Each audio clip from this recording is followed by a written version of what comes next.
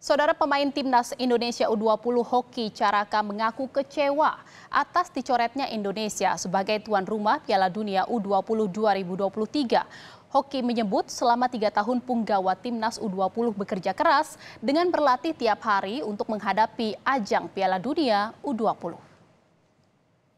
Sedih sih Mbak, sedih campur kecewa soalnya kan emang udah ditunggu-tunggu selama 3,5 tahun atau kurang lebihnya ya 4 tahun, mau 4 tahun lah.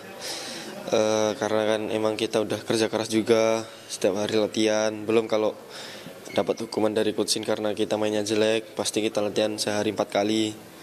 Kalau suruh ceritain detailnya, mungkin kita latihan pagi jam 4:30 kita lari pantai, terus gendong-gendongan sampai kram semua di badan.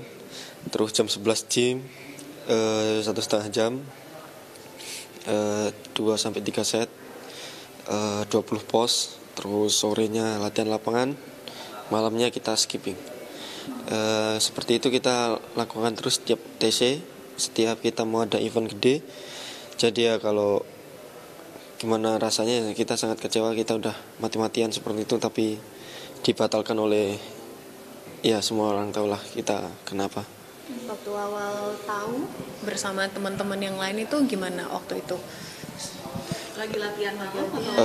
Waktu itu selesai latihan, selesai makan malam, terus kita udah pada tahu beritakan lewat medsos duluan, baru kita suruh kumpul ke bawah sama pelatih. Ya kita tahu hal itu ya, kita pasti sedih.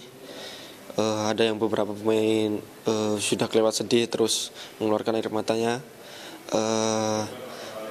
Ya mungkin ini sebuah korban lah kita, karena kan memang kita nggak tahu apa-apa. Kita kan niatnya cuma pengen main bola, bukan ya yang lain-lain. Kalau soal yang lain kan urusan orang lain, tapi kan ini sepak bola, kenapa harus dijadikan korban gitu.